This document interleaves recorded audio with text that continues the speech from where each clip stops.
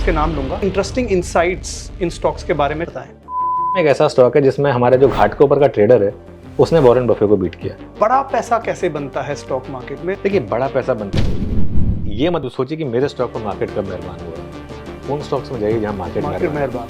FD अगर आप रखते हैं ना तो मतलब आप लेजी हैं। कौन से 3 सेक्टर हैं 2026 के लिए जिन पे आपको लगता है कि रिस्क रिवॉर्ड रेशो अच्छा है? तो मैंने मन बना लिया था ये करने का। समहाउ ना मैंने ये प्लान अपने सीईओ को बता दिया, उन्होंने मुझे ऐसा ब्रेन वॉश किया, मैंने नहीं बेचे, 70% स्टॉक गिर गया।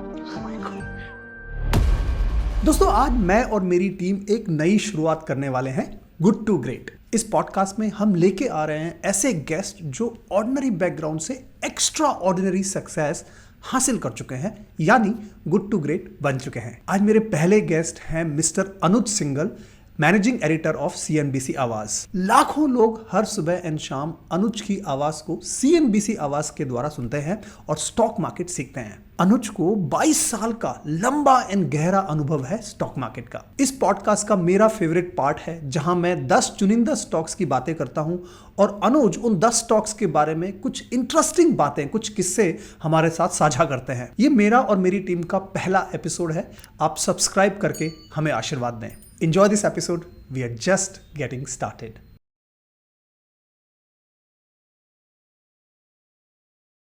अनुज, thank you so much for giving me your time. मैं सबसे पहला क्वेश्चन आपसे पूछना चाहता हूँ कि एवरीडे आप सीएनबीसी आवाज पे आते हो, कितने लोग आपको देखते होंगे?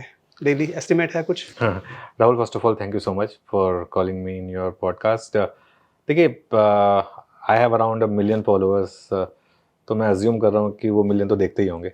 और उसके अलावा अगर आप टीवी बाकी ऑडियंस को मिला दें तो होपफुली 3 से 4 मिलियन लोग देखते होंगे on a daily basis. And everyday जब आप प्रेजेंट करते हो स्टॉक मार्केट के बारे में तो एक सेंस ऑफ रिस्पॉन्सिबिलिटी आता होगा कि इतने लोग मुझे सुन रहे हैं, देख रहे हैं। कैसा आपको लगता है जब आप रिसर्च करके आते हो प्रेजेंट करने के लिए? देखिए, मैं सच बताऊं ना, मेरा नंबर 1 गोल यही होता है कि मेरी बात सुन के किसी का पैसा जाए ना। किसी का पैसा बन जाए तो बोनस है, लेकिन फर्स्ट रिस्पॉन्सिबिलिटी ये है कि किसी का पैसा ना जाए। और मैं सच बताऊं तो अगर मैं 10 चीज़ों पर व्यू लेता हूं, अगर उनमें से 7 या 8 सही भी होती हैं तो मुझे उनकी इतनी एक्साइटमेंट नहीं होती जितनी मेरी 1 या 2 कॉल जो गलत होती है, जो कि होंगी, किसी की भी होंगी, तो उन पर मुझे ज़्यादा दुख होता है। क्योंकि मुझे लगता है कि कहीं ना कहीं मेरा एनालिसिस गलत हो गया, लेकिन क्योंकि जो मेरा व्यूअर है वो मेरे ऊपर 100% ट्रस्ट करता है और जो मैं बोलता हूँ वो करता है, तो वो पैसा नहीं लगना चाहिए। तो वो थोड़ा कहीं ना कहीं कई बार हो जाता है। कई बार बेस्ट फुट फॉरवर्ड रखने के बाद भी आपका एनालिसिस गलत हो जाता है जैसे, तो उस हिसाब से। लेकिन एक सेंस ऑफ रिस्पॉन्सिबिलिटी रहती है at the end of the day. लेकिन आई स्लीप पीसफुली बिकॉज मुझे पता है कि मैंने अपनी तरफ से एफर्ट पूरा किया और इंटेग्रिटी के साथ काम किया। मतलब उसके बाद एक आध कॉल गलत हो गई, वो अपनी जगह पर है, लेकिन किसी को चीट नहीं किया, जानबूझकर किसी को किसी स्टॉक में नहीं फंसाया, किसी के कहने पे कोई स्टॉक नहीं बोला, किसी ने बोल दिया कि मेरा स्टॉक टीवी पे प्रमोट कर दे, वो कभी नहीं किया जिंदगी में आज तक। तो एटलीस्ट उस चीज का एक कंफर्ट रहता है। आप शायद 22 साल से सीएनबीसी आवाज में स्टॉक्स और सारी रिसर्च और मीडिया से जुड़े। नेटवर्क 18 में 22 साल से, मतलब मीडिया में। उससे पहले मैं 3.5 साल से मैं सीएनबीसी आवाज का मैनेजिंग एडिटर हूँ। अच्छा। उससे पहले मैं जो नेटवर्क 18 का इंग्लिश चैनल है, सीएनबीसी टीवी 18, तो I was the deputy executive editor there. Okay. मैंने मतलब रिसर्च टीम भी हेड की है वहाँ पर, डेस्क टीम भी हेड की है। I was anchor of the morning and closing prime time shows there also. And after that my CEO told me कि you can be the deputy to the managing editor for next 10 years or you can be the managing editor in the Hindi channel। तो तुम decide करो तुम्हें क्या करना है life में। तो मेरे लिए वो एक सॉर्ट ऑफ टर्निंग पॉइंट था। मैंने कहा कि चलो ठीक है, कर लेता ये। तो फिर अक्टूबर 2022 से मैं सीएनबीसी आवाज में हूँ। ओके। बट इस फील्ड में 22 साल हो गए। इस फील्ड में आपको 22 साल हो गए। हाँ। इन 22 साल में आपने बहुत इंटरव्यूज किए होंगे। राकेश जी के साथ भी किया होगा शायद, राइट? रामदेव जी के साथ किया होगा। जी हाँ। मतलब आपने इन 22 साल में अगर आप जो कुछ सीखा होगा, बहुत कुछ सीखा होगा। बड़ा पैसा कैसे बनता है स्टॉक मार्केट में, अगर आपको इसको समराइज करना हो, अपना व्यू पॉइंट रखना हो, तो क्या बोलेंगे? देखिए, बड़ा पैसा बनता है ट्रेंड के साथ रहने में। अच्छा। हमें मार्केट में जो मार्केट बता रही है हमें वो करना है। अच्छा। अभी जो करंट मार्केट है इसमें पैसा कौन बना रहा है? जो शॉर्ट कर रहा है। ठीक है। और कई लोगों को लगता है कि शॉर्ट करके पैसा बनाने में शायद कुछ गलत है या वो बना नहीं पाते हैं। लेकिन जब मार्केट का ट्रेंड एकदम साफ हो, और मैं एक एग्जांपल देता हूँ। आज आखिरी के 1 घंटे में एक ट्रेंड फॉलोवर ने जितना पैसा बनाया होगा वो शायद किसी ने 1 साल में नहीं बनाया होगा, सिर्फ आज के एक दिन में, सिर्फ आज के एक दिन में, जहां पर निफ्टी के पुट ऑप्शंस 20-20 गुना हुए हैं। मैं ये नहीं, मैं हमेशा अवॉइड करता हूँ कि इस तरीके के डेली ऑप्शंस को चेज करने के लिए, लेकिन कई बार मौके आते हैं जिसमें मार्केट आपको वो मौके सामने से देता है, फुल टॉस देता है एक तरीके से उनको हिट करने के लिए। तो सबसे पहली बात कि ट्रेंड के साथ रहें आप, trend is your friend. Trend के साथ अगर आप रहेंगे तो मार्केट में बड़ा पैसा बनेगा। अब जैसे मेटल्स है, सिल्वर है, अब 1 महीने पहले बहुत लोगों ने कहा था कि सिल्वर टॉप आउट हो गया, इसको शॉर्ट कर दीजिए यहाँ पर। वहां से सिल्वर 50% ऊपर है 1 महीने में। बिल्कुल बिल्कुल। जिस लेवल पे लोगों को लगा कि अभी बबल बन चुका है, वहां से 50%। और एक और चीज मैं आपको बताऊं, जिस लेवल पे लोग कहते हैं कि ये बबल बन चुका है, सबसे बड़ी रैली वहां से आती है जी। बिटकॉइन एक एग्जांपल था। बिटकॉइन जिस लेवल पे लोगों ने कहा कि ये टॉप हो गया, वहां से 10 गुना हुआ वो। अब कहीं ना कहीं तो जाके आप सही होंगे, अब कहीं ना कहीं जाके लोग सिल्वर पे सही होंगे कि सिल्वर बहुत ज्यादा एक्सट्रीमली ओवरबॉट है, एक्सट्रीमली बबल में है, हो सकता है। लेकिन वो 3 लाख पे ही होगा कि नहीं होगा, 3 लाख का 3,30,000 एक दिन में ही हो गया। अब वो 4 लाख पे होगा, 5 लाख पे होगा, 6 लाख पे होगा, कहीं ना कहीं जाके आप सही पड़ेंगे। लेकिन जितनी देर में आप गलत पड़ेंगे उतनी देर में मार्केट आपका बैंक अकाउंट साफ कर देगा। तो अगर आप चाहते हैं कि आपको पैसा बनाना है, एक होता है कि मेरा व्यू सही हो गया, एक होता है कि आपने पैसा बनाया। तो ऐसा भी हो सकता है कि आपका व्यू हो कि सिल्वर एक्सट्रीमली ओवरबॉट है, एक्सट्रीमली ओवर वैल्यूड है, बहुत ही खराब ट्रेड है, लेकिन उसके बावजूद आप पैसा बना रहे हो, ये भी हो सकता है। लेकिन उसके लिए आपको मार्केट के ट्रेंड को रिस्पेक्ट करना होगा। अपने पर्सनल ईगो को किल करके आपके पर्सनल व्यू की कोई वैल्यू नहीं है। जो मार्केट कह रहा है उस पर फोकस करिए। बहुत लोग एक गलती करते हैं, वो कहते हैं कि वो वेट करते हैं कि मेरे स्टॉक पर मार्केट कब मेहरबान होगा। मैं हमेशा बोलता हूँ कि ये मत सोचिए कि मेरे स्टॉक पर मार्केट कब मेहरबान होगा। उन स्टॉक्स में जाइए जहां मार्केट मेहरबान है। तो मार्केट आपको किसी भी साइकिल में, इवन इस बेयर मार्केट में, इसको मैं बेयर मार्केट इसलिए कह रहा हूँ क्योंकि ज्यादातर स्टॉक्स 200 डे मूविंग एवरेज के नीचे हैं, पोर्टफोलियोज 30, 40, 50% नीचे हैं।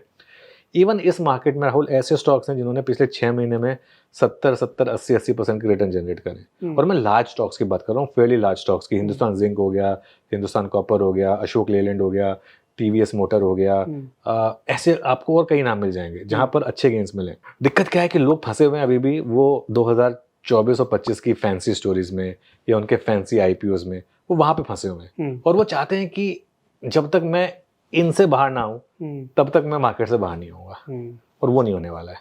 वो स्टॉक्स यहाँ से और 20% गिरने वाले हैं। तो इसके लिए ट्रेंड फॉलो करना, अपने लॉसेस को कट करना ब्रूटली, और अपने विनर्स को राइड करना। जैसे आपने राकेश झुनझुनवाला का नाम लिया, आपको पता है राकेश झुनझुनवाला की एक्चुअली स्ट्राइक रेट जो है कोई बहुत ज़्यादा अच्छी नहीं है। मतलब he is known as India's greatest investor, लेकिन उनके भी कई स्टॉक्स हैं जो बहुत गलत पड़े और बहुत बुरी तरीके से गलत पड़े। लेकिन उनके जो 1-2 स्टॉक सही पड़े ना, उसमें जो उन्होंने लंबी बेट ली और उसके बाद उसमें बैठे रहे, उन्होंने अपनी ऑलमोस्ट पूरी वेल्थ 2 स्टॉक से बनाई। अच्छा। टाइटन और लुपिन। टाइटन और लुपिन, उन 2 स्टॉक्स में उन्होंने ऑलमोस्ट अपनी पूरी वेल्थ बनाई। लेकिन उन 2 स्टॉक्स में उन्होंने लार्ज ओवरसाइज बेट ली और बैठे रहे। देखिए, एक कोई भी स्टॉक मार्केट में आप इन्वेस्टमेंट करते हैं ना, उसमें 4 आउटकम होते हैं: बड़ा प्रॉफिट, बड़ा लॉस, छोटा प्रॉफिट, छोटा लॉस। बड़ा लॉस वाला जो आउटकम है ना, बस उसको रिमूव करना है जी। अगर आपने उसको रिमूव कर दिया तो कई बड़ा प्रॉफिट, छोटा प्रॉफिट, छोटा लॉस, बड़ा प्रॉफिट, छोटा प्रॉफिट, छोटा लॉस, इन 3 आउटकम्स में अगर आप 33% प्रोबेबिलिटी तीनों को एस्क्राइब करेंगे, इवेंचुअली आपकी बड़ी वेल्थ बन जाएगी। दिक्कत आती है बड़ा लॉस, वो बड़ा लॉस से बचना है। तो वो राकेश झुनझुनवाला जी के साथ एक काबिलियत थी कि जब बड़ा प्रॉफिट होता था उसमें बैठे रहना। कितने लोग हैं जो टाइटन में निकल गए होंगे, हर लेवल पे लगा कि टाइटन अब ओवरबॉट हो गया और वो हर बार उस लेवल से डबल हुआ है। आज तक वो स्टॉक वही फॉर्मेट फॉलो कर रहा है, आज भी ऑल टाइम हाई पर है, इस मार्केट में भी ऑलमोस्ट ऑल टाइम हाई पर है। तो ये कुछ basic trend is your friend, trend के साथ जाएं, ट्रेंड के साथ रहे। हाँ, ओके। आपने लॉसेस की बात करी, तो मैं ये भी समझना चाहता हूँ कि बिल्कुल आपकी बात सही है। 2024 सितंबर से जब पूरा करेक्शन चालू हुआ, लोगों के पोर्टफोलियो डाउन होने चालू हुए। अब ये हो चुका है, लोगों के लिए आई ओपनिंग था। पहली बार बहुत लोगों ने देखा है, रिटेल इन्वेस्टर्स ने, कि भाई लॉसेस भी होते हैं। हाँ। ऐसी कोई चीज भी होती है स्टॉक मार्केट में कि हाँ, मतलब माइनस एटीएम मशीन नहीं है। हाँ, ऐसा नहीं है कि बस बढ़ेगा ही बढ़ेगा, कम भी होता है। तो गिवन द फैक्ट कि अब हमें पता है ऐसा होता है, आगे के लिए हम अपने लॉसेस को कंट्रोल में करने के लिए, जैसे आपने बताया कोई बड़ा लॉस ना लो आप, ठीक है, उसके लिए हमें क्या करना चाहिए? कुछ चीजें हैं जो हमें करनी चाहिए रिस्क मैनेज करने के लिए? देखिए, मैंने एक चीज़ जो सीखी है ना, मैंने एक चीज़ ये सीखी है कि स्टॉप लॉस इज मस्ट। आप ट्रेडिंग करें या इन्वेस्टिंग करें, कुछ भी करें, stop loss is a must. Exceptions हैं, कई बार ऐसा होगा, और उसमें भी एक्सेप्शन में भी कई बार ऐसा हो सकता है कि मान लीजिए अब कोविड आ गया, जैसे कोविड में तो हर चीज़ आधी हो गई थी, तो उसमें तो रिलायंस भी आधा हुआ, इन्फोसिस भी आधा हुआ, बजाज फाइनेंस भी आधा हुआ, उसमें आप कुछ नहीं कर सकते। लेकिन एक नॉर्मल रनिंग मार्केट में अगर अनलेस कोई बहुत ही बड़ी कैटास्ट्रोफी हो जाए, अगर आपने एक पर्टिकुलर चीज़ ली तो आप एक स्टॉप लॉस लगाइए जी। कई बार ऐसा होगा कि आपका स्टॉप लॉस लगा के उसके बाद स्टॉक वापस घूमेगा और आपको लगेगा कि यार मैंने क्या कर दिया, मेरे से गलती हो गई, और वो ये भी हो सकता है कि वही शायद एक मल्टीबैगर था जो आपने मिस कर दिया होगा, उसको आप बाद में वापस ले सकते हैं, उसमें कोई दिक्कत नहीं है। लेकिन 90% ऑफ द केसेस में 90% ऑफ द केसेस में आप नोटिस करेंगे कि अगर आपने ढंग का लॉजिकल स्टॉप लॉस लगाया, ये नहीं कि मॉनेटरी स्टॉप लॉस लगा दिया, लॉजिकल स्टॉप लॉस अगर आपने लगाया 90% केसेस में, वो आपको बचाएगा, क्योंकि वहाँ उसको हिट करने के बाद स्टॉक्स और गिरेंगे और गिरेंगे और गिरेंगे। तो इसके लिए कोई भी ट्रेड या इन्वेस्टमेंट आप लें, स्टॉप लॉस लगाएं। दूसरी चीज़, जैसे कहते हैं ना कि बाइट उतनी बड़ी लें जितनी आप च्यू कर सकते हैं। मैं आपको दावे के साथ कह सकता हूँ, मैं अगर किसी को कल की मार्केट का चार्ट भी दे दूँ ना, कल आने वाली मार्केट का चार्ट भी दे दूँ, उसके बाद भी अगर उसकी पोजीशन साइजिंग सही नहीं ना, उसके बाद भी वो लॉस कर लेगा उसमें। तो ये 2-3 चीज़ें इंपॉर्टेंट करती हैं। एक तो आपका स्टॉप लॉस जरूर होना चाहिए सिस्टम में, लॉजिकल स्टॉप लॉस होना चाहिए, मॉनेटरी स्टॉप लॉस नहीं होना चाहिए, बात मैं बार बार कहता हूँ। और पोजीशन साइजिंग वो आपकी हैसियत के हिसाब से होनी चाहिए। जैसे बचपन में माँ बाप सिखाते थे कि उतने लंबे पैर फैलाइए जितनी चादर है, ठीक है ना, वो गलत नहीं था। तो ये सो मैं अपने जो व्यूअर्स देख रहे हैं उनको लिए ये चाहता हूँ कि आप थोड़ा क्लैरिफाई करें लॉजिकल स्टॉप लॉस जो आप कह रहे हो और मॉनेटरी स्टॉप लॉस, इनमें क्या फर्क है? थोड़ा अगर एग्जांपल ले सकें। बिल्कुल। देखिए, मैं एक एग्जांपल के साथ आपको बताता हूँ।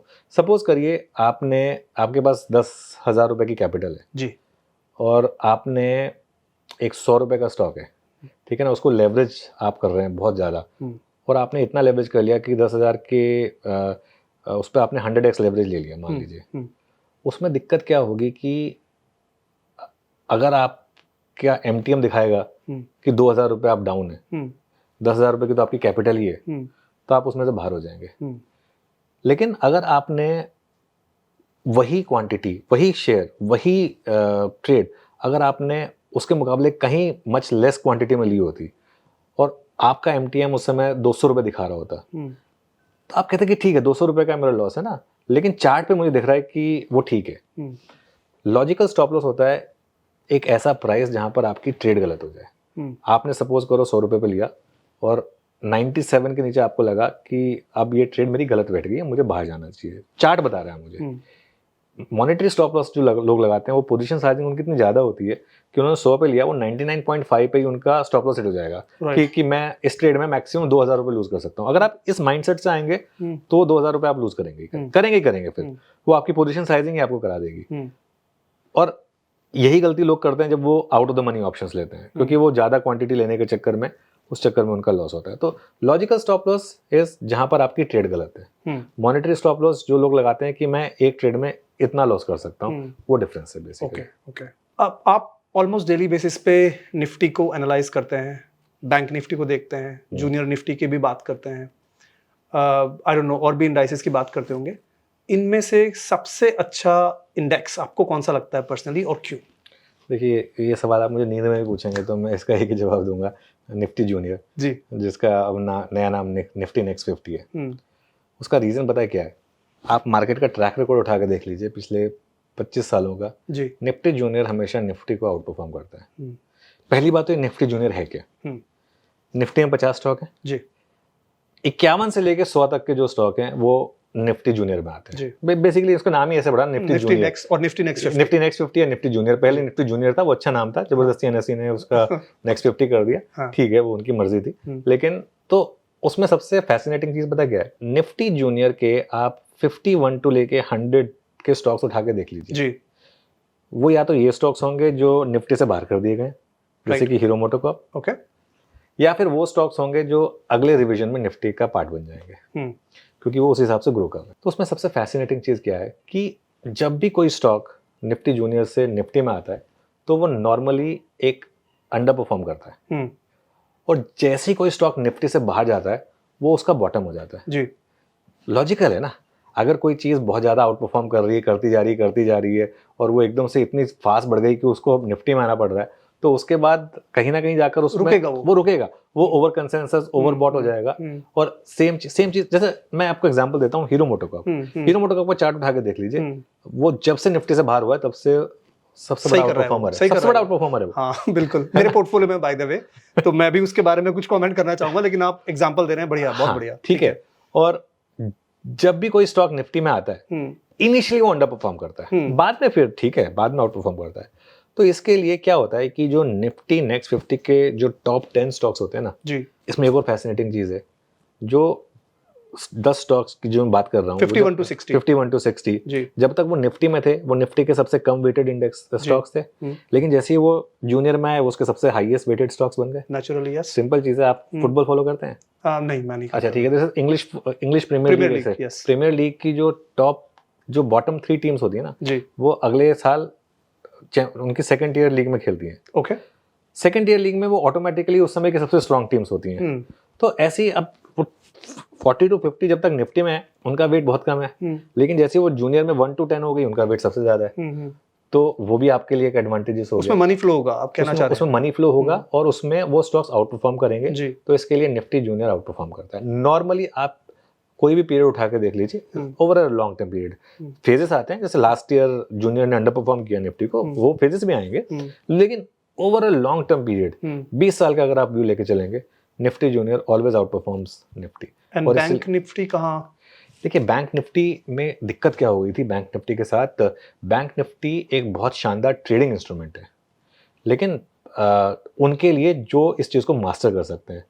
बैंक निफ्टी में दिक्कत क्या थी, अब पूरा एनएससी उसको रिवाइज कर रहा है, 2 स्टॉक्स 58% कम हिस्सा था बैंक निफ्टी का। पहली बात तो 12 स्टॉक का इंडेक्स था और उसमें डेरिवेटिव्स था, और उसकी जो वीकली एक्सपायरी थी वो दुनिया का सबसे ज्यादा ट्रेडेड वो था, इंस्ट्रूमेंट था। तो वो खैर सेबी ने फिर बंद करा दिया, उन्होंने कहा कि नहीं अब सिर्फ निफ्टी करो आप। तो बैंक निफ्टी जिसको ट्रेडिंग बैंक निफ्टी की समझ आ गई, जैसे मेरे बहुत अच्छे दोस्त ट्रेडिंग में मैं उनको मतलब सबसे ऊपर रखता था, अश्विनी गुजरात, वो सिर्फ बैंक निफ्टी ट्रेड करते थे। अच्छा। पूरी जिंदगी उन्होंने सिर्फ बैंक निफ्टी ट्रेड की। रोज आते थे, रोज सुबह आते थे, निफ्टी बैंक दिन में 10 बार ट्रेड करते थे, उसके अलावा किसी और इंस्ट्रूमेंट पे हाथ नहीं लगाते थे। वो उन्होंने मास्टरी कर ली थी उसमें। अगर आपने ऐसे इंडेक्स में मास्टरी कर ली तो आप बहुत पैसा बनाएंगे, लेकिन अगर नहीं कर पाए आप तो बहुत पैसा जाएगा घर से। तो इसके लिए निफ्टी बैंक को तो मैं एक्चुअली इंडेक्स मानता ही नहीं था बहुत टाइम तक, क्योंकि वो इतना लॉपसाइडेड था। 12 स्टॉक्स का इंडेक्स जिसमें से 2 स्टॉक्स 58% कॉन्ट्रीब्यूट कर रहे हैं, क्या मतलब है? 2 पे लगा लो आप बेट, 2 पे बेट लगा लो ना, फिर वो 2 की बास्केट बना लो। तो इसके लिए तो, और उसमें ना इंडेक्स मैनेजमेंट भी बहुत होती थी। हर जब पहले वीकली एक्सपायरी होती थी ना, ट्यूसडे को फिर निफ्टी होती थी, वेंसडे को बैंक निफ्टी होती थी। हर वेंसडे को आप देखोगे 3 बजे एचडीएफसी बैंक और आईसीआईसीआई बैंक में अजीब से मूव आते थे। और वो जेन स्ट्रीट वाला जो मामला था पूरा, सबसे पहले जो हमने सीएनबीसी आवाज पे हाईलाइट भी किया था, इलीगल कुछ नहीं था उसमें, लेकिन वो करते क्या थे कि एक स्टॉक को या 2 स्टॉक्स को बस थोड़ा सा बड़ी क्वांटिटी में बाय या सेल करना है। ऑब्वियसली उसमें आपको लॉस होगा, लेकिन उसके सामने जो आपने ऑप्शंस खरीदे हैं, कॉल ऑप्शन या पुट ऑप्शन, उसमें इतना पैसा बनेगा कि आपका पूरा काम हो जाएगा उसमें। तो इसीलिए वो फिर सेबी ने बंद भी की बैंक निफ्टी की वीकली एक्सपायरी। तो बैंक निफ्टी मतलब इंस्ट्रूमेंट वैसे अच्छा है, बात करने के लिए अच्छा है, लेकिन मतलब मैं उसको थोड़ा सा उसमें ज्यादा रिस्क है अगर आप नहीं समझते। थोड़ा नहीं, बहुत रिस्क है उसमें अगर आप नहीं समझते हैं तो उसको। कौन से 3 सेक्टर हैं 2026 के लिए जिन पे आपको लगता है कि रिस्क रिवॉर्ड रेशो अच्छा है, अट्रैक्टिवनेस है? मेरे ख्याल से सबसे ऊपर एफएमसीजी है। अच्छा। क्योंकि एफएमसीजी अंडर ओन्ड है एक तो, एक जीएसटी कट का इनकम टैक्स जो कट हुआ था, जो जेनजी पूरी की पूरी जिस तरीके से कंजम्पशन बास्केट में जो आ रही है, लो टैक्स ब्रैकेट में जो लोग हैं, आई थिंक कहीं ना कहीं एफएमसीजी मेरे ख्याल से इस साल शायद आउट परफॉर्म करेगी। दूसरा मेरा मानना है कि आईटी, मैं थोड़ा सा इसमें गलत हो सकता हूँ, लेकिन मैं थोड़ा सा एक बोल्ड कॉल लिया मैंने कि ये जितनी भी कंपनियां हैं, खासतौर से जो मिड कैप आईटी में एकदम मतलब जैसे कोफोज, परसिस्टेंट, इस टाइप की जो कंपनियां हैं जो कहीं ना कहीं अपना अलग नीश बना रही हैं, टाटा एलेक्सी, इस टाइप की जो कंपनियां हैं, वो मुझे लग रहा है कि OFSS जो है वो मुझे लग रहा है कि थोड़ा सा जो भी मैं नाम ले रहा हूँ उसमें मेरी कोई इन्वेस्टमेंट या कोई रिकमेंडेशन नहीं है, रिकमेंडेशन नहीं है, ये सिर्फ मैं एग्जांपल के लिए ले रहा हूँ। तो ये मुझे लग रहा है कि एक थीम है जो थोड़ा सा आउट परफॉर्म कर सकती है। और इसके अलावा एक मुझे लग रहा है कि जो थोड़ा सा एक डार्क हॉर्स टाइप का इमर्ज होके आ सकता है वो है कुछ सेलेक्टिव केमिकल स्टॉक्स। ओके। क्योंकि यहाँ मुझे लग रहा है कि अब बहुत ज़्यादा करेक्शन आ चुकी है। इसमें मैं नाम नहीं ले पाऊंगा, लेकिन मुझे लग रहा है कि कुछ इसमें आपको थोड़ी मेहनत करनी पड़ेगी, क्योंकि इसमें क्या है ना, इसमें कई स्टॉक्स हैं जो अभी भी उस लेवल पे नहीं आए हैं, मतलब परफॉर्मेंस वाइज जो अच्छा परफॉर्म करें, लेकिन कई स्टॉक्स में बेस इफेक्ट और बाकी कुछ फेवरेबल है, और अगर सब कुछ ठीक रहा तो इस साल मुझे लग रहा है कि इनमें अच्छा पैसा बन सकता है। Okay okay. बाकी जितने भी ये सब ईवी ये सब प्ले है ना, इनमें मैं ज़्यादा ध्यान नहीं देता।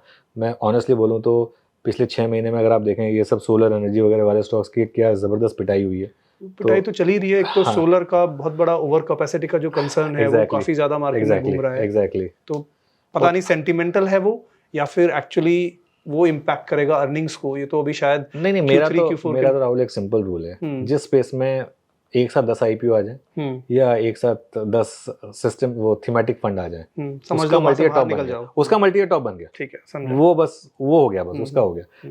6 महीने पहले या 8 महीने पहले EMS का थीमेटिक फंड लॉन्च हुआ था, आधे हो गए स्टॉक वहां से, मतलब डिक्सन जैसा स्टॉक आधा हो गया ऑलमोस्ट। डिक्सन का तो जैसे ही वो रेटिंग आई थी ना, किसने दी थी, नमूरा ने दी थी या किसने दी थी?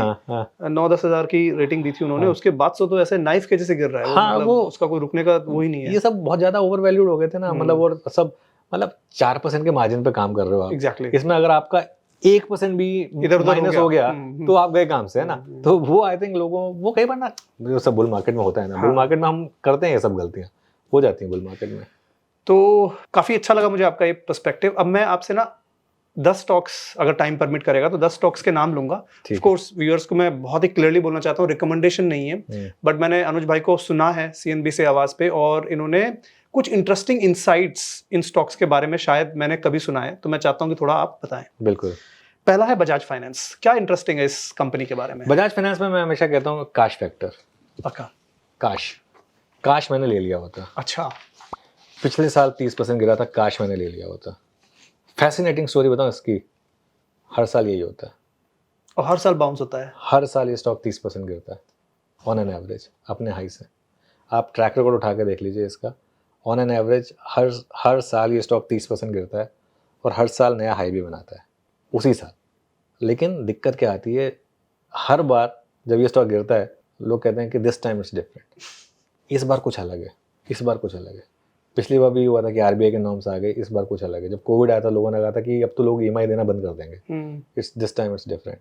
सबसे बड़ी रैली कोविड के बाद ही आई, वो तो खैर पूरी मार्केट में आई, लेकिन तो इसको मैं कहता हूँ काश फैक्टर। काश मैंने ले लिया होता।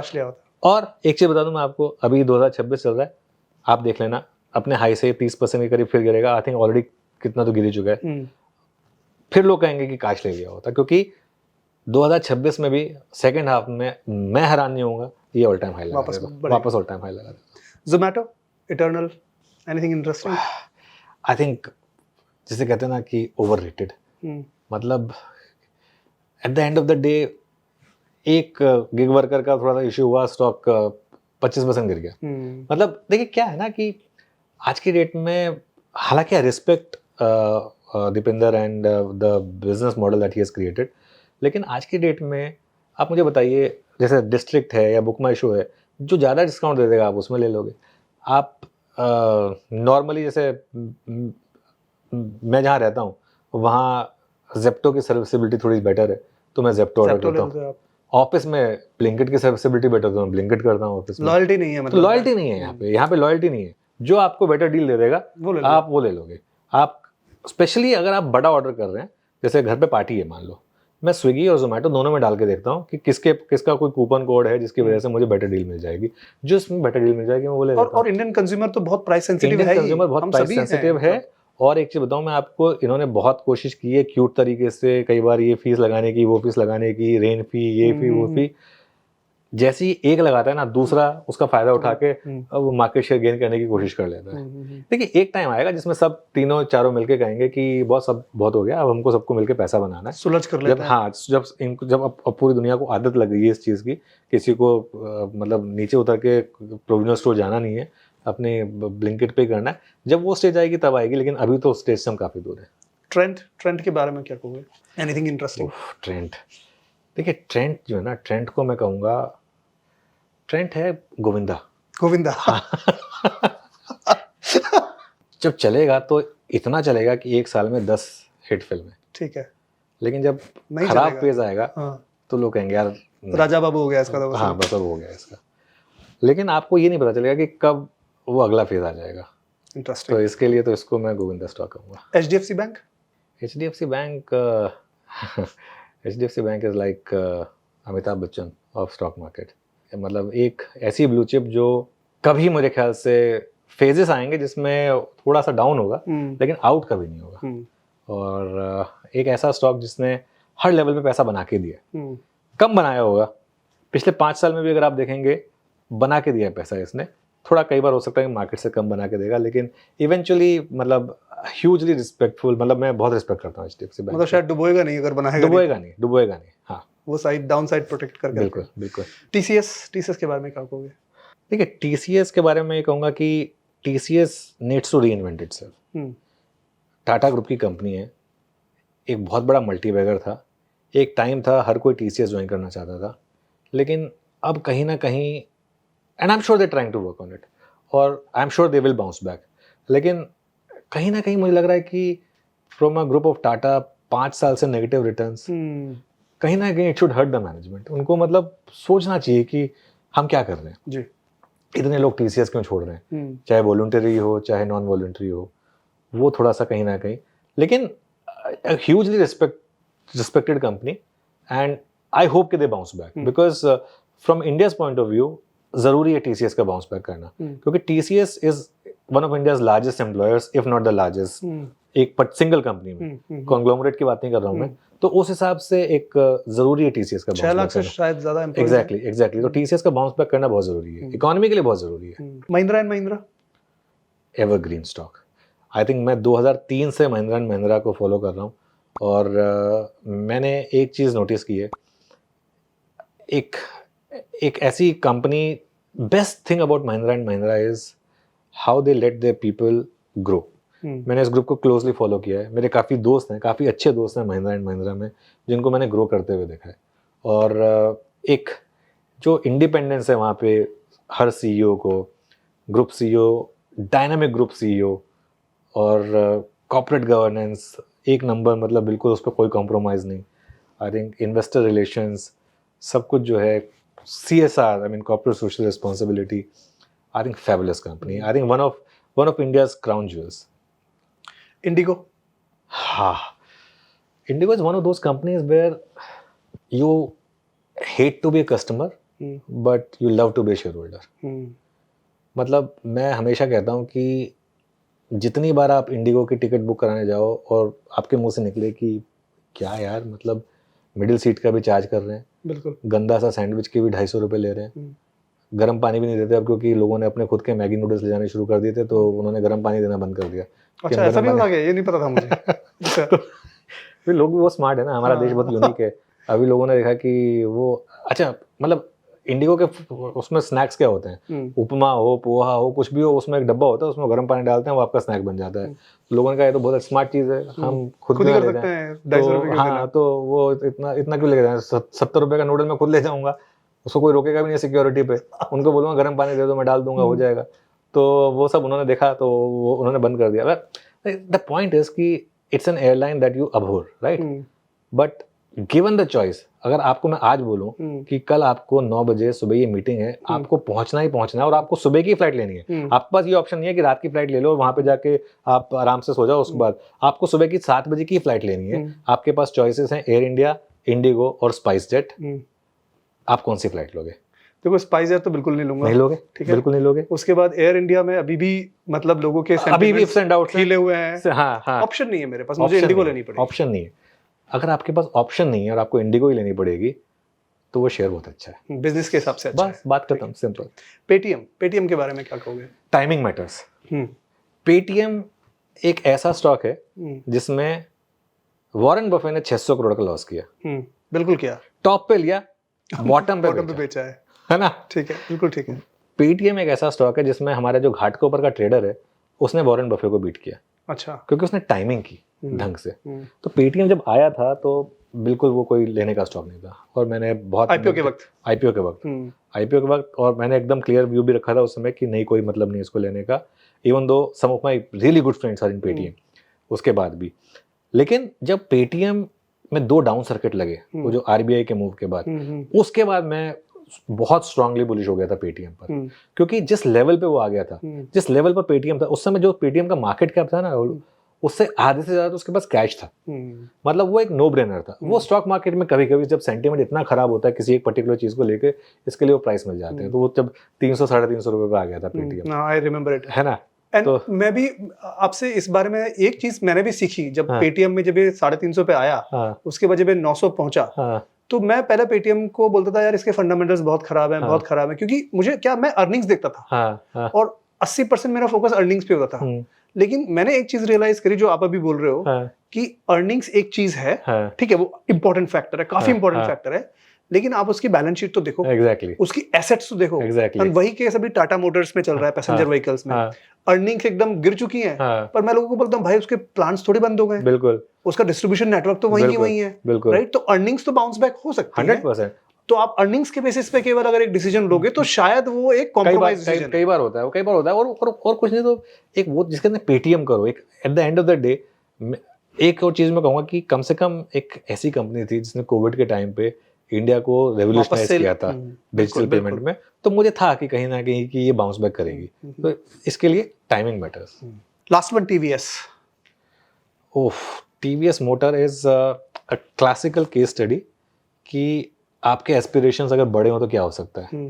टीवीएस मोटर 35 रुपए का स्टॉक था करीब 12 या 13 साल पहले, उससे थोड़ा और पहले होगा, तब इनके मार्जिन होते थे 4% टीवीएस मोटर के। तो टीवीएस मोटर जब आता था टीवी पे, वो बोलते थे कि हमारी एस्पिरेशंस हैं 10% मार्जिन करने के जी। बहुत लोग हंसते थे उसके ऊपर।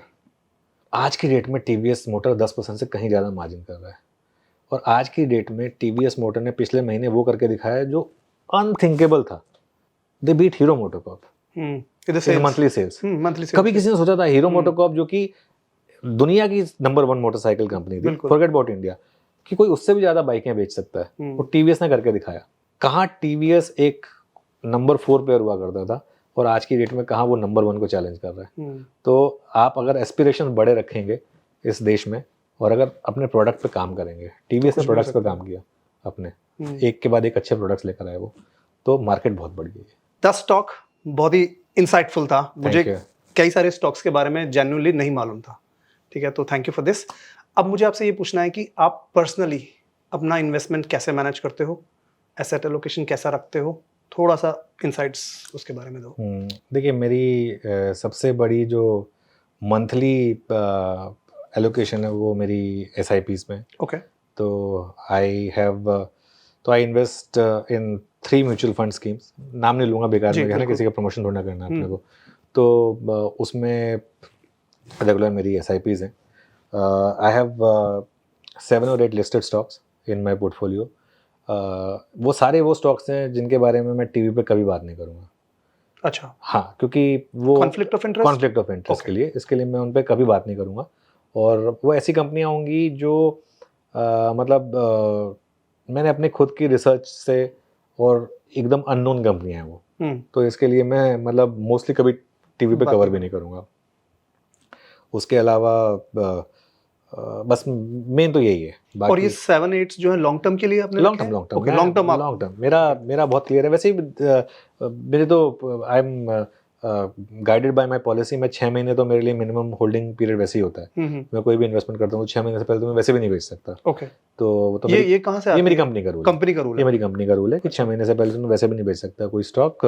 और मैं तो खैर इन्वेस्ट जो करता हूँ, मैं तो इस लॉजिक से करता हूँ कि 10 साल के बाद जब मेरी बेटियों की हायर एजुकेशन की बारी आएगी, तब मेरे पास इनफ पैसा होना इनफ चाहिए। पैसा होना चाहिए, बिल्कुल बिल्कुल। इनफ पैसा बिल्कुल। होना चाहिए, तो मैं उस हिसाब से इन्वेस्ट करता हूँ। ओके। तो इसके लिए ट्रेडिंग मैंने कभी नहीं की ज़िंदगी में, ना कभी करूँगा। हम्म, तो इसके लिए क्योंकि being a commentator is easy, I am sure कि being a trader is not.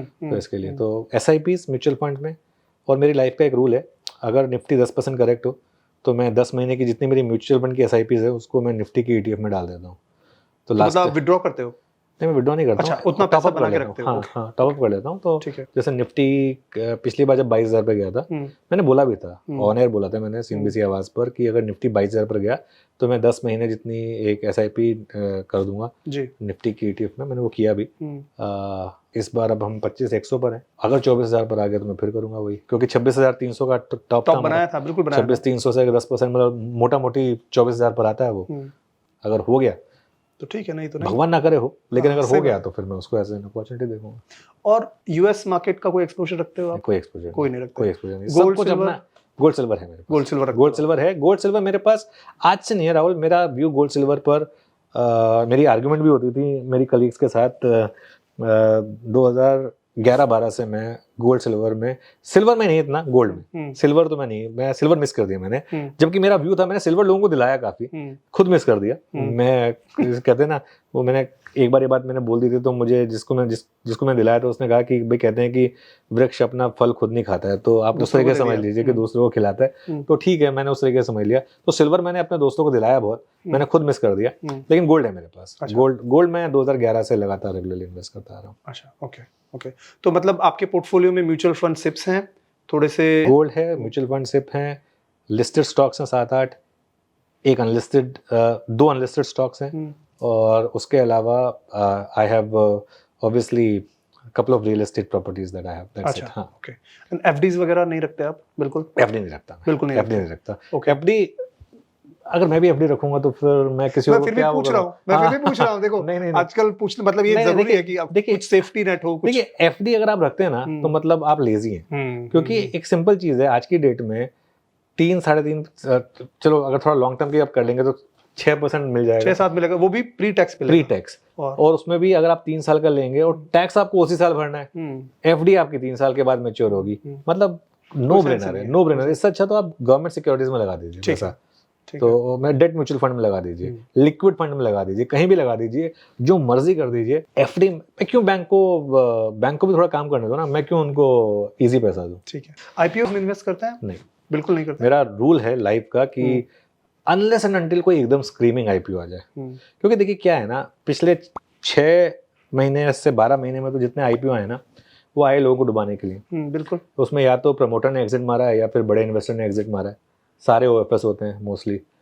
अच्छा, मेरा जैसे मैंने कहा कि मेरे साथ तो रूल भी है, मैं तो ऐसा भी नहीं है कि ले लिया और लिस्टिंग पे भेज दिया, मैं तो वो भी नहीं कर सकता। आपको 6 महीने होल्ड करना है, 6 महीने होल्ड करना ही ठीक है। है। आप ट्रैक रिकॉर्ड उठा के देख लीजिए अच्छे से अच्छा IPO का। सबसे बड़ा एग्जांपल है बजाज हाउसिंग फाइनेंस का। आज की डेट में बजाज हाउसिंग जैसा स्टॉक अपनी लिस्टिंग प्राइस से 60% नीचे है। टाटा टेक अपनी लिस्टिंग प्राइस से 50-60% नीचे है। बिल्कुल है। बाकी का तो मैं क्या ही नाम लूं। तो इसके लिए अभी कुछ दिनों पहले मेरे शो में रामदेव अग्रवाल आए थे, वैसे उन्होंने एक स्टेटमेंट दी थी कि IPO मार्केट बंद होना चाहिए। अच्छा, काफी बोल्ड है। तो काफी बोल्ड है, मतलब ऑब्वियसली, लेकिन क्योंकि नहीं, तो इसमें वैल्यूएशंस जो होती है, जो प्राइस कंपनी सेट करती है, उस पे कुछ रेगुलेटरी इंटरवेंशंस नहीं हो सकते कि भाई आप इतने वैल्यू पे नहीं ला सकते, क्योंकि अभी तो कोई कुछ भी वैल्यूएशन पे ला रहा है। डिमांड एंड सप्लाई का गेम है ना सारा का सारा पैसा वहां चला गया IPO में भी। ठीक है ना, बहती गंगा में हर कोई हाथ धोएगा, क्यों नहीं धोएगा। जब सब कुछ लीगल है, इन्वेस्टमेंट बैंकर को मोटी फीस मिल रही है, पूरा नेक्सस है एक्चुअली। IPO से नेक्सस अगर आप देखें तो उसमें मतलब रिटेल पैसा लूज कर रहा है, बाकी सब पैसा बना रहे हैं। रिटेल पैसा लूज तब कर रहा है जब वो उसमें लेके फंस जाता है। तो हाँ, बहुत लोग फंसते हैं। मैंने अगर अलॉटमेंट मिल जाए और लिस्टिंग में निकल जाओ आप तो ठीक है, तो ठीक है। एक आध एक्सेप्शन है, जैसे भारतीय हेक्साकॉम आया था, वो अच्छा IPO था, उसने पैसा बना के दिया। Hyundai था, लिस्टिंग में पैसा नहीं बना के दिया, लेकिन उसके बाद उसने पैसा बना के दिया। थोड़े टाइम तो डाउन था वो, थोड़ा टाइम डाउन था, और उस पर हमने व्यू भी लिया था एक्चुअली। Hyundai पे व्यू भी लिया था कि आप हो सकता है कि आपको लिस्टिंग के नाम ले, लेकिन ठीक ठाक उसके बाद आपको थोड़ा सा मिड टर्म का व्यू रख के, थोड़ा मिड टर्म का। अभी एक बेलराइज आया था, उसमें ठीक ठाक लोगों के रिटर्न्स बन गए। ग्रो का IPO मैंने भी देखा था, शुरू में तो काफी ठीक ठाक किया, उसके बाद मैंने ट्रैक करना छोड़ दिया उसको कि क्या हुआ उसके बाद। ग्रो, मीशो, इन सब में क्या होता है ना, इन सब में एक फेज है जिसमें एक ही हफ्ते में ये स्टॉक 40% भाग गए। वो जब इस तरीके के मूव आते हैं, 1-1 लाख करोड़ के मार्केट कैप हिट हो जाते हैं, जब थोड़ा सा, तब तो थोड़ा सा रिस्की हो जाता है। But I generally don't invest in IPO. Okay okay. और आप अनुज, आप जब प्रेजेंट करते हो अपना रिसर्च मॉर्निंग में और इवनिंग में, शायद आफ्टरनून में भी करते हो, आप अपनी रिसर्च जो करते हो स्टॉक्स के बारे में या इंडाइसेस के बारे में, कोई स्पेसिफिक टूल्स यूज करते हो जिससे कि हम लोग भी देखें कि यार कुछ टूल्स या रिसोर्सेज कैसे आप करते हो? मैं आपको एक बहुत फैसिनेटिंग चीज़ बताऊं, मैंने आज तक 22 साल हो गए सिर्फ एक वेबसाइट पर डिपेंड करा है, एनएससी की वेबसाइट। जी। मैं पूरी की पूरी जो रिसर्च है वो एनएससी की वेबसाइट से जो डेटा आता है, वो चाहे वो एफआई का डेटा हो, चाहे वो डिलीवरी डेटा हो, चाहे वो एफ&ओ का डेटा हो, चाहे वो टेक्निकल डेटा हो, चाहे वो कुछ भी डेटा हो, सबका सब एनएससी की वेबसाइट से। पिछले 3 महीने से जो मैंने एक चीज़ बहुत यूज़ की है वो है चैट जीपीटी। जी। तो मैंने चैट जीपीटी की प्रोफेशनल मेंबरशिप ली हुई है। तो उसमें क्या होता है कि बहुत बार समय बच जाता है और मैं चैट जीपीटी से पूछ लेता हूँ कि इसका मूविंग एवरेज क्या है, इसका ईपीएस क्या है, खुद मतलब इंडिकेटर्स लगाने की बजाय, मैं चार्ट्स में सब करने की बजाय उसको मैं पूछ लेता हूँ। Okay. तो वो मुझे बता देता है। तो chat GPT has been a wonderful addition to my sort of armoury. हाँ, वो मैंने बहुत यूज़ किया है। अदरवाइज बाकी तो एनएससी की वेबसाइट काफ़ी है। ओके। और बाकी मेरी टीम भी है। देखिए, अब आपकी रिसर्च टीम मेरी है रिसर्च टीम है जो वो सुबह मेरे लिए वंडरफुल काम करके देती है। एक्चुअली बहुत शानदार काम करके देती है मेरी रिसर्च टीम। एक्चुअली बहुत छोटी टीम है मेरी, लेकिन मेरी रिसर्च टीम, मेरी टिकर टीम, मेरी डेस्क टीम, ये 3 लोगों की टीम मिला के ना मुझे सुबह सुबह जब मैं 7 बजे जाता हूँ, मुझे इनफ डेटा दे देते हैं वो, कि उसके बाद मुझे उसमें से चूज़ करना होता है कि उसमें से कौन सा डेटा मुझे यूज़ करना है, कौन सा डेटा मुझे यूज़ नहीं करना है। जी। लेकिन अभी भी मैं काफ़ी अपने डेटा पे भी डिपेंड करता हूँ। अभी भी वो एक लत लगी हुई है मुझे somehow कि थोड़ा सा तो आपने खुद भी देखना है। एक्चुअली मुझे भी लगता है, जैसे मैं भी वीडियोस बनाता हूँ और पूरी रिसर्च खुद ही करता हूँ, मेरे पास कोई टीम नहीं है। जब खुद रिसर्च करते हो और जब आप उसको प्रेजेंट करते हो, उसका अलग ही आपको कन्विक्शन आएगा। वरना अगर किसी और की रिसर्च आप पढ़ोगे तो आप स्क्रीन ही पढ़ोगे। 100%। मैं आज की डेट में भी खुद देखता हूँ कि 20 डेमा कहाँ पे, 50 डेमा कहाँ पे, ये सब कहाँ पे, मैं खुद देखता हूँ। किसी से मांग लूंगा तो ठीक है, लेकिन somehow वो कॉन्फिडेंस नहीं आता, मतलब कि नहीं मैंने खुद देख लिया ना तब। लेकिन डेटा मुझे फिर भी मेरी टीम दे देती है सब। हाँ, जो मैं मांगता हूँ मिल जाता है मुझे। 22 साल से आप स्टॉक मार्केट को ब्रीथ कर रहे हो। हाँ। सबसे बड़ी सक्सेस आपको क्या लगता है, आपने क्या अचीव किया है 22 साल में? वो मेरी सबसे बड़ी सक्सेस मॉनेटरी टर्म्स में अगर मैं कहूँ या नॉन मॉनेटरी टर्म्स में? दोनों ही बताइए मुझे, अगर आपके पास दोनों बता सकते हैं, आप शेयर करना चाहते हैं। चलिए ठीक है। I think non monetary terms में डेफिनेटली जो सीएनबीसी आवाज़ की सक्सेस रही है पिछले 3-3.5 साल में, जिस तरीके से टीम ने मुझे एक्सेप्ट किया जी। जब मैं इंग्लिश चैनल से हिंदी चैनल में आया, और उसके बाद जिस तरीके से व्यूअर्स ने मुझे एक्सेप्ट किया, जिस तरीके से मेरी पिछले 3-4 साल में, मतलब मेरी सोशल मीडिया फॉलोइंग कुछ हज़ार में थी, वहाँ से मैं 1 मिलियन पर आया आवाज़ पे आने के बाद। तो वो आई थिंक जो पब्लिक का ट्रस्ट मिला, आज की डेट में मैं कहीं भी जाता हूँ, एयरपोर्ट्स वगैरह पे जाता हूँ, सिटीज़ वगैरह में जाता हूँ, लोग पहचानते हैं, रोकते हैं, सेल्फी खींचते हैं, मुझे अच्छा लगता है। ऑनेस्टली बोल रहा हूँ, मुझे अच्छा लगता है। और एक रिकग्निशन होता है तो वो थोड़ा सा एक फील गुड फैक्टर आता है उससे। कहीं ना कहीं वो एक जेन्युइन जो एक अपलॉज मिलता है, उससे मुझे खुशी मिलती है बहुत ज़्यादा। तो ये नॉन मॉनेटरी हो गया। और जैसे मैंने कहा, जो मेरी टीम जो मुझे रिस्पेक्ट करती है, वो फैंटास्टिक है। मॉनेटरी जो मेरी सबसे बड़ी सक्सेस रही है ना, वो एक्चुअली स्टॉक मार्केट की नहीं है जी। वो एक ऐसा इंसिडेंट है जिसने मुझे एक चीज़ सिखाई है कि लाइफ में ना आपको सक्सेस मंत्रा कहीं से भी मिल सकता है। मैं 2004 में मुंबई आया था, पहले मैं दिल्ली में था। मैं 2004 में हमारी कंपनी शिफ्ट हुई मुंबई में, तो 2004 में मुंबई आया, अकेला रहता था तब मैं। मेरे साथ मेरा बेस्ट फ्रेंड था, मतलब मेरा रूममेट था, वही मेरा बेस्ट फ्रेंड था, उसके साथ मैं रहता था। तो एक दिन की बात थी, वीकेंड था, वो कहीं गया हुआ था मैं थोड़ा सा अकेला था, मैं थोड़ा सा लोनली फील कर रहा था, तो मैं नीचे जाके अपनी बाइक पे जाके बैठ गया और थोड़ा सा ऐसे ही थोड़ा सा डिप्रेस सा फील कर रहा था। तो मेरा वॉचमैन उस समय हुआ करता था, वो काफ़ी, जैसे कहते हैं ना, बहुत एंटरटेनिंग था, बहुत उसकी वो हाई एनर्जी वाला पर्सन था। वो मेरे पास आया, कहता अरे साहब अकेले बैठे हो फ्राइडे शाम को? मैं कहा यार ऐसे ही। तो उसने कहा कि अरे साहब आपको कितना टाइम हो गया मुंबई में? मैं कहा मुझे हो गया 1 साल करीब। तो अब कब तक किराए पर रहोगे? मैं कहा बोले किराए पे क्यों रह रहे हो, आप अपना घर ले लो। तो मैंने कहा कि यार घर जो चाहिए वो बहुत महंगे हैं। तो उसने कहा देखो वो सामने आपको बिल्डिंग दिख रही है ना, उसमें घर ले लो। वो building was very close to being a खंडर। राइट। मैं कहा उसमें क्यों घर लूँ मैं कहा वो तो कभी भी टूट सकती है। उसने बोले हाँ वो टूटेगा। तो मैं कहा, टूटेगा तो मुझे क्यों दिला रहा है तू उसमें? तो उसने बोला नहीं नहीं आप गलत समझ रहे, टूटेगा से मेरा मतलब है वो रीडेवलपमेंट होती है ना, उसको वो टूटेगा बोल रहा था। तो उसने कहा कि कभी भी रीडेवलपमेंट में जा सकती है, तो आप इसमें घर ले लो और उसके बाद आपकी उसमें लॉटरी लग जाएगी। तो मैंने उसमें घर लिया, 26 लाख के करीब में घर लिया मैंने। वो 1 साल में ही रीडेवलपमेंट में गई और करीब करीब ऑलमोस्ट 1 करोड़ में गई वो। तो वो मेरे लिए एक सॉर्ट ऑफ मेरा पहला मल्टी बैगर था और सबसे बड़ा मल्टी बैगर था, क्योंकि 25 लाख में भी मैं घर लिया था, उसमें मेरी कैपिटल तो 5 लाख ही थी, बाकी तो बैंक का लोन था जी। और जब वो पैसा पूरा आया, बैंक का लोन पूरा चुकाने के बाद भी मेरे पास काफी पैसा था। उसके बाद मैंने एक और घर भी, मतलब उसके बाद मैंने अपना घर भी लिया और उसके अलावा भी मेरे पास पैसा बचा। तो उससे मुझे सीख मिली कि keep your eyes and years open, आपको मल्टीबैगर आइडिया कहीं से मिल सकता है। मतलब जरूरी नहीं कि गार्ड अगर कोई आपको दे रहा है कुछ आइडिया तो उसको सुन तो लो, एटलीस्ट सुन तो लो उसको। मुझे उसके बाद कितना समय हो गया, आज की डेट में भी वो मुझे दिवाली पे मिलने आता है और मैं उसको दिवाली के लिए कुछ ना कुछ उसको देता हूँ आज तक। दिल का उससे वो बन गया है, कनेक्शन हो गया है, कनेक्शन हो गया है। बहुत बढ़िया। और इन 22 सालों में ऐसी क्या चीज़ है जिसमें आपको लगता है यार मैंने ये बड़ी मिस्टेक करी, ये मुझे नहीं करना चाहिए था? तो 2007 की बात है ये। 2007 में मैं TV 18 अभी भी उसी में काम करता हूँ। तो मेरे पास जो ESOPs थे ना राहुल, उस समय उनकी वैल्यू थी करीब करीब 1 करोड़ रुपए 2007 में। तब मैं 27 साल का था जी। और मुझे अगले 2 साल उतने ही ESOPs और मिलने थे, 1-1 करोड़ के ESOPs और मिलने थे।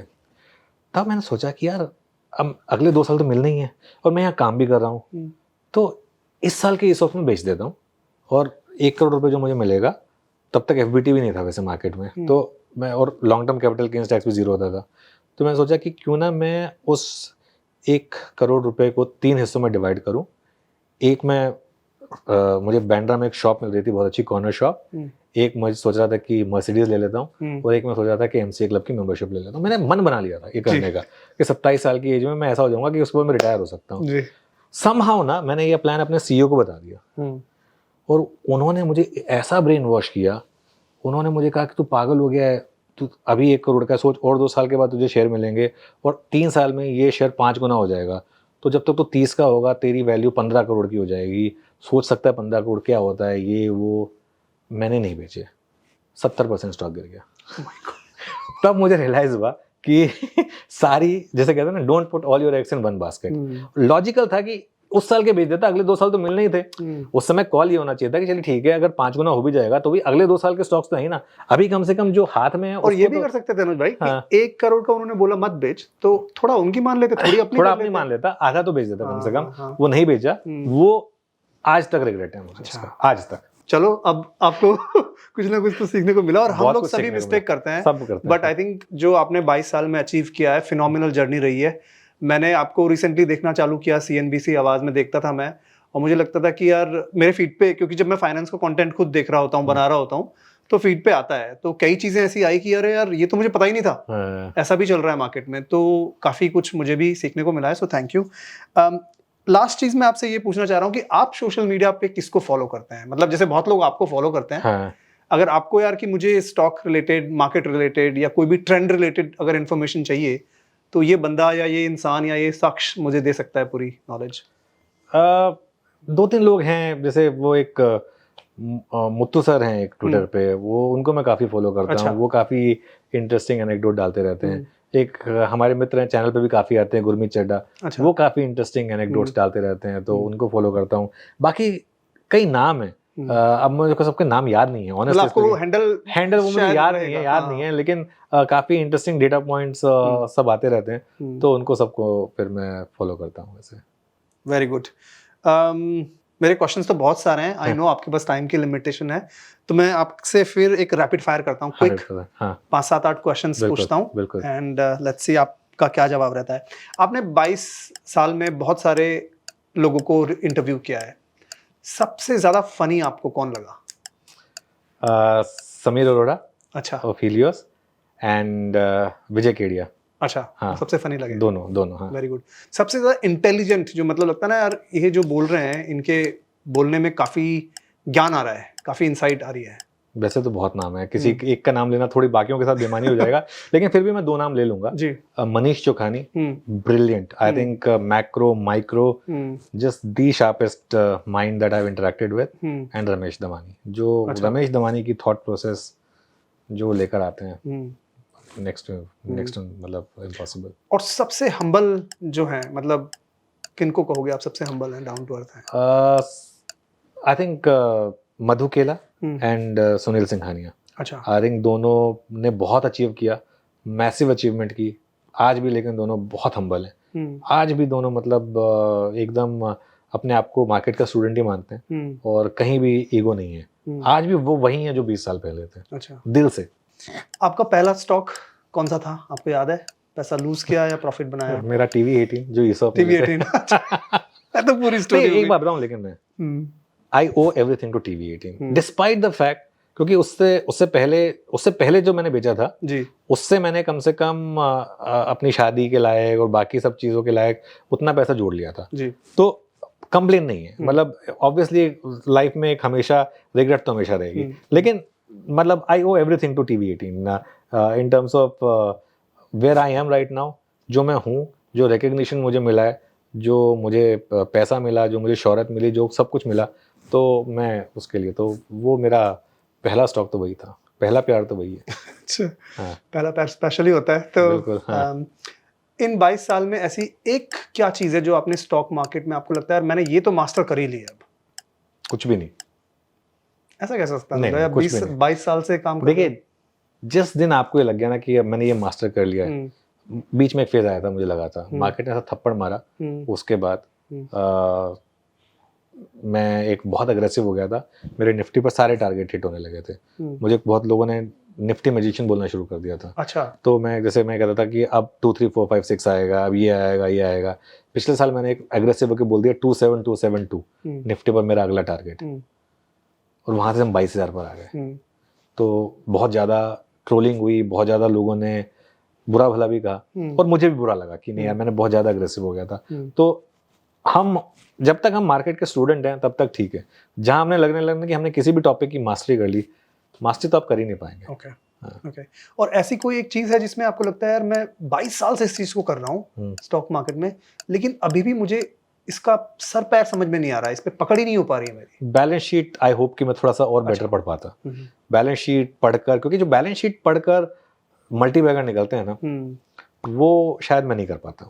वो मेरी वीकनेस है। वॉरेन बफेट शायद कहते हैं कि वो उनका पहला स्टार्टिंग पॉइंट बैलेंस शीट होता है। हाँ, हाँ। वो पीएनएल बाद में देखते हैं। हाँ, पहले बैलेंस शीट देखते हैं। तो वो मेरा थोड़ा सा वीक पॉइंट है। हाँ। 22 साल स्टॉक मार्केट में होने के बाद भी ऐसी क्या चीज़ है जो आपको अभी भी स्टॉक मार्केट से जोड़े रखी है? ऑफ कोर्स आपकी लाइवलीहुड है, लेकिन क्या मोटिवेट करती है कि यार इतना टाइम मैं ये इन्वेस्ट कर चुका हूँ अपना? क्या एक वो सी चीज़ है जो आपको मोटिवेट करती है? आई थिंक द फैक्ट कि रोज सुबह जैसा मैंने कहा कि a million people wait for my reel, और उससे ज़्यादा लोग शायद टीवी पर मेरी कमेंट्री का वेट करते हैं, तो that is what motivation, that's the motivation for me. मैं तो एक चीज़ बोलता हूँ हमेशा, मैंने ना इतने साल हो गए मुझे, मेरा सुबह 5:30 बजे का अलार्म होता है। Monday to Friday. सुबह 5:30 बजे का अलार्म होता है। वो जैसे अलार्म बजता है, मैं उसको एक बार स्नूज करता हूँ, क्योंकि मेरा टाइम होना चाहिए 5:40 का। दूसरी बार स्नूज करने की आज तक नौबत नहीं आई। अच्छा। जिस दिन मैं अपने अलार्म को दूसरी बार स्नूज करूंगा ना 5:40 पे, उस दिन वो मेरे लिए मैसेज होगा कि अब हो गया मेरा। तो I don't have any monetary goal, I don't have any particular years goal कि मुझे 25 साल पूरे करने हैं इस इंडस्ट्री में, ऐसा कुछ करना है। जिस दिन वो मेरा स्नूज बटन 2 बार दब गया ना, उस दिन आई विल से कि चलो ठीक है, मेरा हो गया इस इंडस्ट्री में, I am moving on now. ऐसी कोई बुक है जिसने आपकी इन्वेस्टिंग स्टाइल को चेंज किया हो या आपको काफ़ी इन्फ्लुएंस किया हो? एक बुक थी, बहुत लोगों ने शायद ना पढ़ी हो, when it rains in Brazil buy Starbucks. Right. Okay.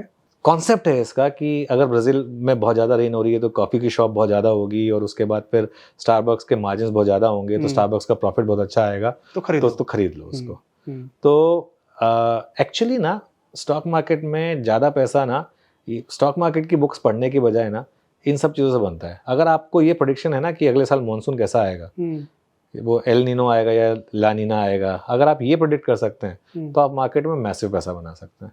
तो वो बुक जो है ना, वो उसको डील करती है। राइट। तो वो मुझे मेरे दोस्त अब स्वर्गीय दोस्त अश्विनी गुजराल, उन्होंने रेकमेंड की थी वो बुक। ओके। तो वो मैंने पढ़ी थी, तो वो उसने मुझे काफ़ी इन्फ्लुएंस किया। मेरी कमेंट्री में भी अगर आप देखेंगे ना, ज़्यादातर वैसे ही इन्फ्लुएंसेस होते हैं। वो जो बुक है वो मतलब उसमें क्या इंडियन स्टोरीज भी हैं या फिर वो नहीं, ग्लोबल? वो ग्लोबल है। वो global पीटर है। नवारो की बुक है, जो Okay. अभी यूएस में हम्म। काफ़ी प्रेसिडेंट ट्रम्प के भी काफ़ी क्लोज हैं वो। हम्म। तो वो उनकी बुक है। तो अच्छा। वो ग्लोबल बुक है। वो उसका मतलब इंडिया का कोई एग्जांपल नहीं है उसमें। और अगर मुझे आपसे ये पूछना हो कि आपके रोल मॉडल कौन है, ऐसे कोई हैं स्टॉक मार्केट रिलेटेड जिनको आप फॉलो करते हैं? देखिए, मेरे रोल मॉडल अगर आप कहेंगे ना, स्टॉक मार्केट में नहीं है एक्चुअली। मेरे सबसे बड़े रोल मॉडल तो मेरे फादर थे जी। वो तो खैर अब रहे नहीं, लेकिन आउटसाइड वर्ल्ड में अगर मैं कहूँगा तो मेरे role model would be someone like Virender Sehwag. Self made man, कहाँ नजफगढ़ से उठकर आए। मेरा भी एक्चुअली नजफगढ़ से नाता है, तो शायद उस वजह से भी। लेकिन कॉन्फिडेंस, सेल्फ कॉन्फिडेंस कि मैं बेस्ट हूँ और मैं अचीव करूँगा जो मुझे अचीव करना है लाइफ में। तो मेरे सबसे बड़े role model actually Virender Sehwag थे। मुझे लगता है वीरेंद्र सहवाग एक ही इंसान है जो 294 पे छक्का मार सकता है। एग्जैक्टली। मैं शायद नहीं सोच सकता कि कोई और वो थॉट प्रोसेस कि 6 सिंगल लोगे तो 6 बार आउट होने का रिस्क है, छक्का मारोगे तो एक ही बार आउट होने का रिस्क है। तो वो थॉट प्रोसेस जो है ना, वो मुझे काफी अच्छी लगती है। तो वो मेरे रोल मॉडल है actually. Who should be my next guest? Anuj भाई, आप, मैं किसको बुलाऊं? आप क्या सजेस्ट करोगे मेरे चैनल के लिए? मनीष चौखानी को बुलाइए। मेरे ख्याल से इस समय जो ग्लोबल मार्केट में हो रहा है, उस समय इसमें आप कैसे इससे निजात पा सकते हैं और क्या आपको करना चाहिए, वो शायद वो बहुत अच्छा बताएंगे। और एक और मैं आपको एक इंटरेस्टिंग नाम देता हूँ, अजय शर्मा जी हैं, वो ईडलवाइस में हैं। अच्छा। वो सिंगापुर में बैठते हैं वैसे, कभी कभी इंडिया आते हैं, उन्हें बुलाइएगा। अच्छा।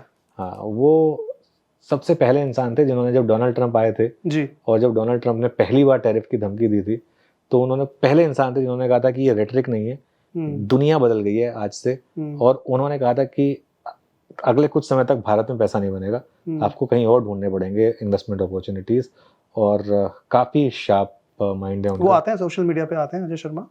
वो बहुत कम इंटरव्यू करते हैं। अच्छा। लेकिन आप ट्राई करिएगा उनको। ठीक है, मनीष चौखानी जी सर, अगर आप सुन रहे हैं तो मैं रीच आउट करूंगा आपको और परेशान भी करूंगा आपको। हाँ, बोलना ही पड़ेगा, अनुज भाई भी बोल रहे हैं यहाँ पे। तो ठीक है, 2 नाम मुझे आपसे मिले, थैंक यू सो मच। मेरे लिए कोई क्वेश्चन? अदरवाइज मैंने थॉरोली, मुझे नहीं पता कितना टाइम हुआ है शूट को, बट बहुत मजा आया मुझे अनुज भाई। So thank you so much, thank you so much for your time. नहीं, मुझे बहुत अच्छा लगा आपसे बात करके। और आपने कब सोचा ये पॉडकास्ट करने का? कब आपने सोचा कि मैं ये सब इसमें उतरता हूँ? सो अनुज भाई, जब मैंने देखा कंटेंट बहुत बन रहा है, हाँ, बाकी जॉनर्स पे जो बन रहा है, चाहे वो हेल्थ पे है, चाहे फिटनेस पे है, चाहे ट्रैवल पे है, बहुत सारे पॉडकास्ट आने लगे। फाइनेंस पे अगर आप देखेंगे तो बहुत कम लोग हैं जो, मतलब मैं ये नहीं कह रहा कि क्रिएट नहीं कर रहे, कंटेंट क्रिएट हो रहा है, लेकिन एक जो लोगों को एक व्यू पर्सपेक्टिव जो देना चाहता हूं मैं उसी के लिए काम कर रहा हूं। और इनफैक्ट बहुत सारे लोग, मेरे व्यूअर्स ने ये भी बोला है कि राहुल हिंदी में भी चालू करो। तो मेरी ये कोशिश है, मैं आपके साथ, मैंने हिंदी में कॉन्वर्सेशन इसीलिए भी रखा है कि आपकी ऑडियंस भी हिंदी की है, और मैं चाहता हूँ कि हिंदी के जो सबसे बड़ा अनुभव है, मैं आपको एक बात बताऊं जो जेन्युइनली मुझे लगता है, मैं एक बहुत छोटे गांव से हूँ। मैं भी, काफ़ी छोटा गांव है मेरा, 10,000 15,000 की पॉपुलेशन है, मैं सरकारी स्कूल में गया था वगैरह वगैरह, वो सारी चीज़ें हैं।